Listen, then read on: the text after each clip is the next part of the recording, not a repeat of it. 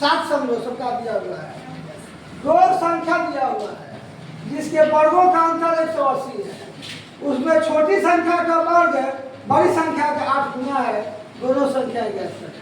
तो 2 संख्या मानना होगा, एक बड़ी संख्या और एक छोटी संख्या मानना होगा। तो चलिए मानते हैं बड़ी संख्या इक्वल टू x मानना और छोटी संख्या इक्वल टू y। ठीक है, इसलिए प्रश्न से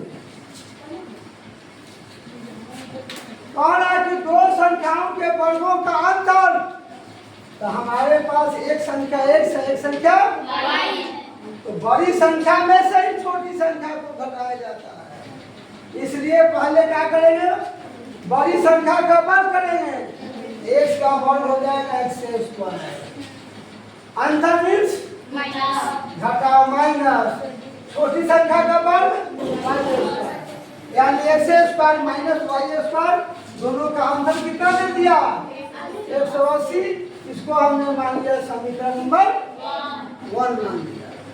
पुनः फिर क्वेश्चन पढ़ेंगे क्या कह रहा है। अब कह रहा है कि छोटी संख्या का वर्ग, तो छोटी संख्या हमारे पास कितना है y, और y का वर्ग कितना होगा y²। छोटी संख्या का वर्ग बड़ी संख्या का 8 गुना, बड़ी संख्या कितना है x का 8 गुना कितना होगा 8x। यह हो गया समीकरण नंबर। अब हम क्या करेंगे कि समीकरण 2 से y² का वैल्यू जो 8x है वह समीकरण 1 में भर देंगे।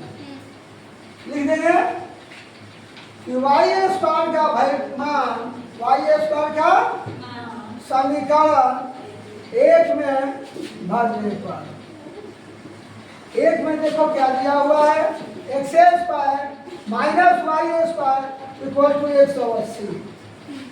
यहाँ क्या करेंगे, y² का वैल्यू भर देंगे, कितना दिया हुआ है 8x दिया हुआ है, और यह प्लस में इधर के क्या हो जाएगा माइनस में हो जाएगा। अब यह द्विघात समीकरण का रूप हो गया, तो इसको क्या करेंगे हम, गुणनखंड विधि से हल निकाल देंगे। तो इसके लिए 180 में x² से गुणा करना होगा, बोलो तो कितना आएगा 180 x², और आगे माइनस, पाछे माइनस, तो बीच का पद घटा के पुराना होगा। तो कौन ऐसा दो संख्या को देंगे हम, घटा दे तो 8x आ जाए, और गुणा कर देते 180 x² आ जाए। तो ऐसा है तुमको 18x और 10x हो सकता है।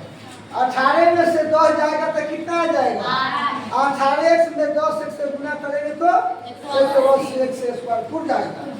इसलिए यहाँ x² minus 18x plus 10x minus 180 equal to 0 लिखेंगे। अभी दोनों टर्म में से x कॉमन निकालने को, तो बच जाएगा x माइनस कितना 18, और इसमें से 10 कॉमन निकालेंगे, x माइनस 18 इक्वल टू कितना हो जाएगा 0। ठीक है, जब दोनों कोष्ठ का वैल्यू सेम मिलता हो तो समझना कि मेरा क्वेश्चन क्या है सही पड़ रहा है। अब क्या करेंगे कि बाहर वाले को एक जगह लिख लेंगे कोष्ठ में, x प्लस 10 को, अब जो दोनों कोष्ठ में आया है वैल्यू उसमें से किसी एक को यहाँ पे उतार लेंगे, इक्वल टू हो जाएगा 0। क्योंकि x प्लस 10 इक्वल टू 0, तो x इक्वल टू हो जाएगा -10, x minus 18 equal to 0, x equal to कितना हो जाएगा 18। तो देखेंगे यहाँ हमारा कौन सा वैल्यू x का मान्य है, समझा। तो इसको हम भाग करके इसमें से चेक करेंगे, है? तो देखो अगर हम x इक्वल टू से -10 समीकरण 2 में भाग देते हैं तो 8 y² इक्वल टू 8x, तो y² इक्वल टू 8 गुने कितना हो जाएगा -10, तो y² इक्वल टू माइनस कितना हो जाएगा 80, और स्क्वायर हटता है तो रूट चढ़ता है, तो रूट अंदर -80 आ जाएगा। जिसका वर्गमूल संभव नहीं है। समझे? इसे पता चलता है यह जो x = -10 आया हुआ है वह वैल्यू जो है तो हमारे सवाल का संख्या के रूप में नहीं होगा। तो लिख देंगे कि क्रॉस कर देंगे बराबर नहीं है, और लिख देंगे कि जो क्या है असंभव है। तो संभव वैल्यू x = 18 हुआ कि नहीं हुआ? तब लिखेंगे कि इसलिए x का मान समीकरण या तो 1 में नहीं तो 2 में भर देंगे। आसान होगा 2 में, x का मान समीकरण 2 में ही भर देते हैं। क्या हो?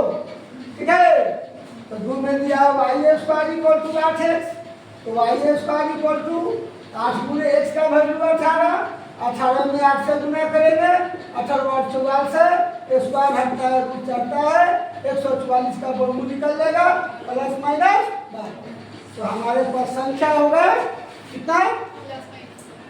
जब हम x का वैल्यू 18 लिख रहे हैं, जब x = 18 वैल्यू लिख रहे हैं तो मेरा y का वैल्यू कितना दे रहा है? 12। और जब x का वैल्यू फिर धरेंगे 18 तो y का वैल्यू फिर कितना देगा? -12। यानी y का वैल्यू प्लस में 12 और माइनस में 12 है, और x का वैल्यू दोनों में किस में है? प्लस में है। इसलिए मेरा आंसर कितना होगा?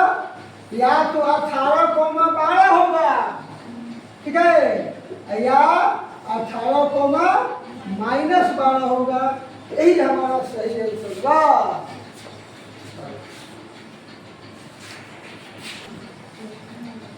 घट गया है।